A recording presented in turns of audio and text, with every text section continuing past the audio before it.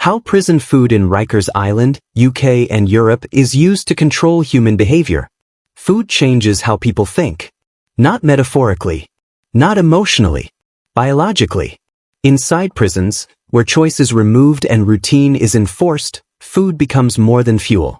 It becomes a variable in behavior, one that quietly influences impulse control, aggression, mood, and decision-making. This isn't about bad cooking. It's about what happens to the human mind when nutrition, stress, and confinement collide. Across the United States, the United Kingdom, Canada, and Europe, prisons operate under different laws, cultures, and budgets. Yet when researchers examine inmate behavior, a strange pattern appears. Facilities with nutritionally poor, highly processed diets report higher rates of irritability, disciplinary infractions, emotional dysregulation. This documentary explores the psychology behind prison food, not as a scandal, not as a conspiracy, but as a systemic force shaping human behavior under extreme conditions. Using findings from the National Institute of Justice, American Psychological Association, California Department of Corrections, and decades of prison research by Craig Haney and John Irwin, we examine a question rarely asked. What happens when food stops being nourishment and starts becoming pressure? Control starts with the body. Prisons are designed to regulate behavior. Schedules dictate movement. Architecture dictates sightlines. Rules dictate speech, posture, and time. But the most constant influence is internal. Food enters the body 3 times a day, sometimes more. And once inside, it affects blood sugar, neurotransmitters, hormonal balance, and emotional stability. According to research cited by the National Institute of Justice, diets high in refined carbohydrates and low in essential nutrients are associated with reduced impulse control, increased irritability, difficulty with emotional regulation. These effects are subtle. They don't create violence on their own.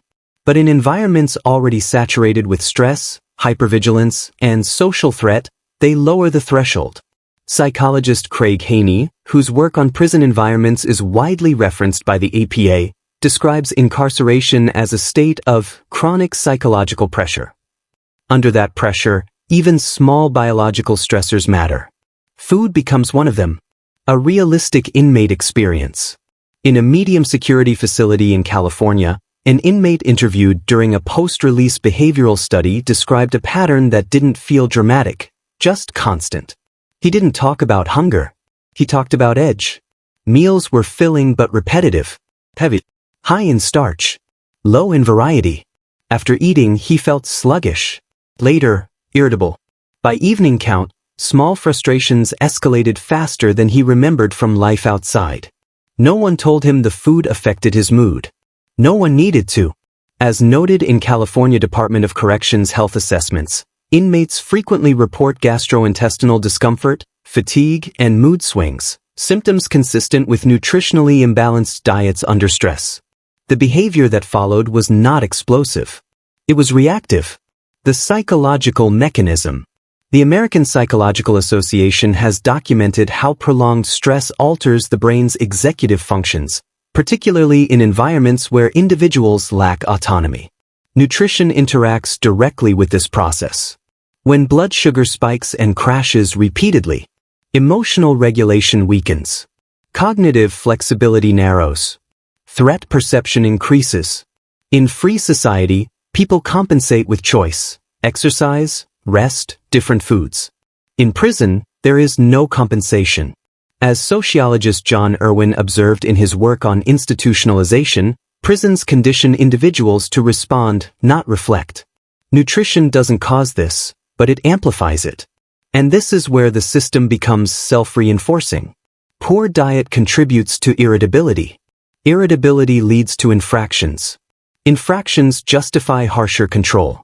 The cycle tightens. The critical point. If prison food influences behavior inside, what happens after release?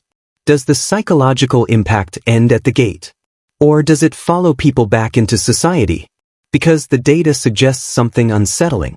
And that's where this story goes next. The effect doesn't end at release. Release is supposed to mean freedom. But psychologically, release is not a reset. Research cited by the National Institute of Justice and longitudinal studies referenced by the American Psychological Association show that incarceration alters stress response systems long after confinement ends. Nutrition is rarely discussed in reentry, yet it quietly shapes that transition.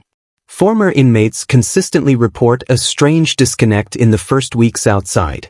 Food is available, but appetite feels unstable. Energy fluctuates unpredictably. Irritability appears without clear cause. This isn't nostalgia for prison routines. It's biological adaptation struggling to recalibrate. During incarceration, the body learns to function under repetitive dietary input combined with chronic stress. When that structure disappears suddenly, the nervous system lags behind. Psychologists call this context-dependent conditioning, when the body adapts to survive a specific environment, then resists rapid change. Freedom arrives faster than the nervous system can process it. A realistic post-release experience. A man released after 6 years in a Midwestern state facility described his first grocery trip as overwhelming. Not emotionally, physiologically.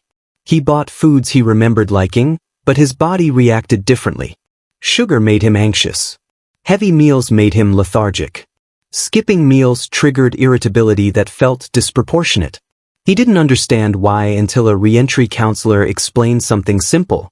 For years, his body had been trained to expect predictable, high-carbohydrate intake under stress. Outside prison, unpredictability returned, but his stress system hadn't learned how to self-regulate without structure.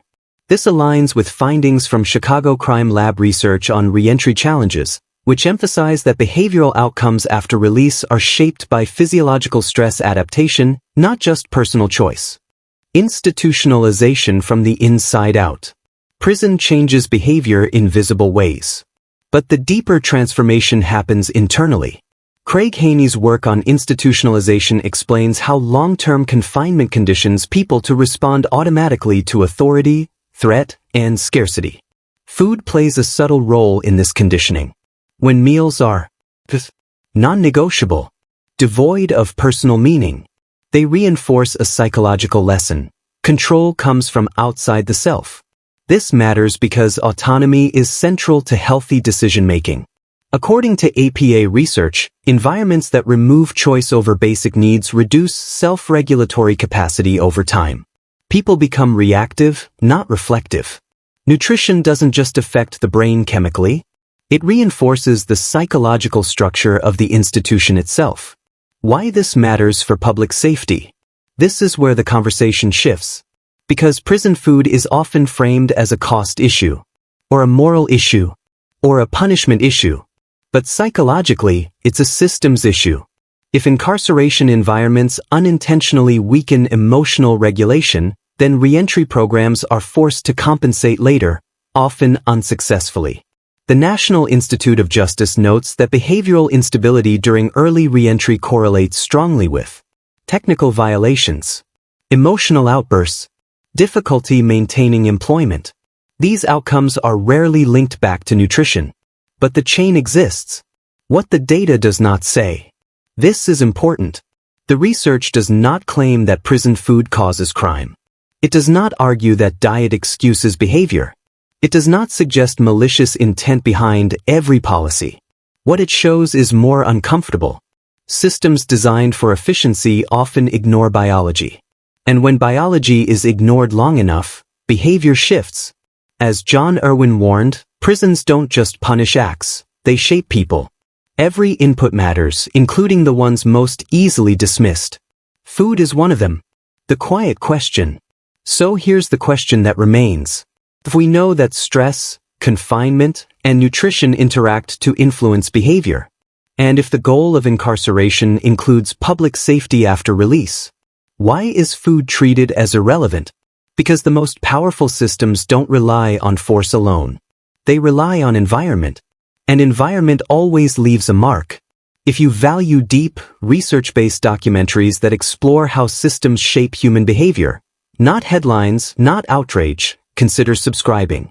This channel focuses on psychology, institutions, and the forces that quietly influence how people think, act, and change. There's more to examine. And the next story goes even deeper.